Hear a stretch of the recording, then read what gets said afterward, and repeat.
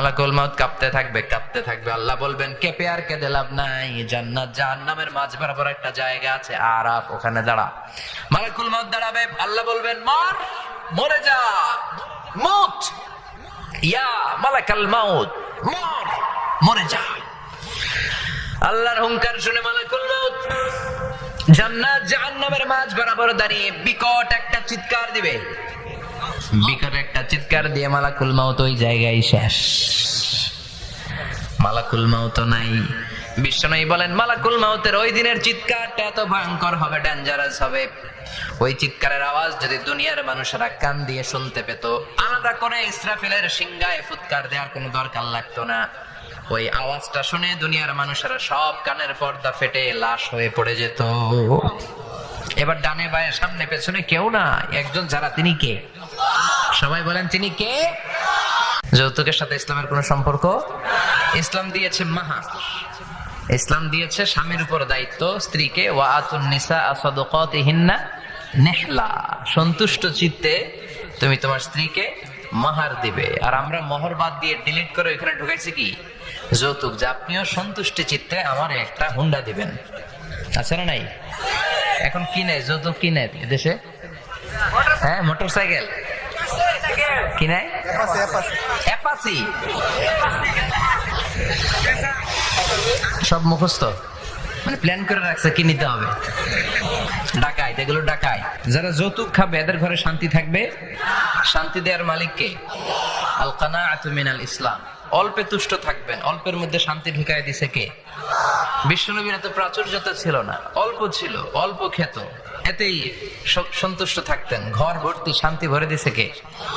বিশ্বনবী একবার নামাজের মধ্যে একামত হয়ে গেল, উনি আল্লাহু আকবার বলে নামাজ শুরু করবেন। ইন দ্য মিন টাইম উনি নামাজ রেখে দিয়ে ঘরে চলে গেলেন।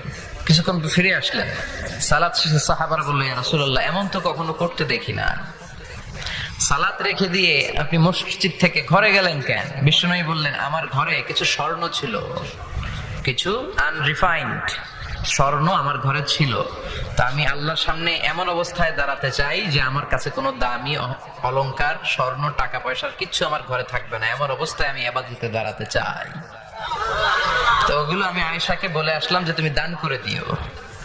এজন্য অল্প খেতে হবে, অল্প পড়তে হবে। খুব বেশি পাওয়ার জন্য মরিয়া হওয়া যাবে না। মানুষের এই একটা স্বভাব, মানুষ অনেক চায়। ওয়ালা ইয়ামলা আফাহু ইল্লা তুরাব। বিষ্ণু বললেন মানুষের এই চাওয়া কখনোই বন্ধ হবে না যতক্ষণ না সে কবরে ঢুকবে। লাউ আন্না লিকুল্লি ইবনি আদম ওয়াদিয়ান মিন যাহাব।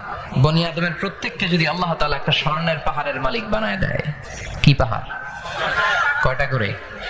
খুশি হবেন না? একটা যদি পাই অমনি ধরে ঘাবুস ঘুবুস খাই।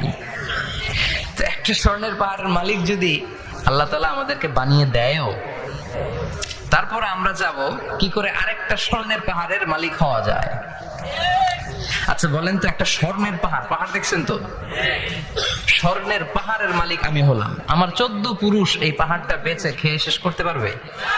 তো আমার আরেকটা পাহাড় লাগবে কেন?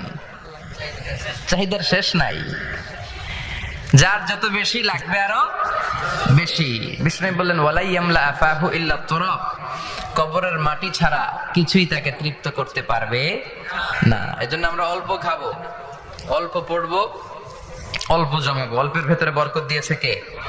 আর সুখে দুঃখে সবসময় আমরা প্রশংসা করবো কার? আরো জোরে বলেন কার? আল্লাহ তুমি তৌফিক দাও। সাহায্য যদি চাও একমাত্র কার কাছে যাবা? আমাদেরকে সাহায্য করতে পারে কে? বিপদে পড়লে উদ্ধার করতে পারে কে? কবরে মাজারে পড়ে থাকা ব্যক্তি আমাদের উদ্ধার করতে পারে? কথা বুঝতেছেন তো? সহজ না কথাটা? এতজনের কাছে যাওয়া যাবে না, এতজনের কাছে মাথা নোয়ানো যাবে না, নোয়াবো এক জায়গায়। তিনি কে? আবার বিশ্বনবী বলতেন এই শিরিক হচ্ছে আফামিন দাবিবিন নামাল। পিঁপড়ার গুটি গুটি পায়ের চেয়েও শিরকটা হলো বড় সূক্ষ্ম। পিঁপড়া যেমনি গুটি গুটি পায়ে মিষ্টির দোকানে ঢুকে যায়, যে মিষ্টি নষ্ট করে, শিরক তেমনি তোমার ভেতরে ঢুকে তোমার ঈমানকে নষ্ট করে দেয়।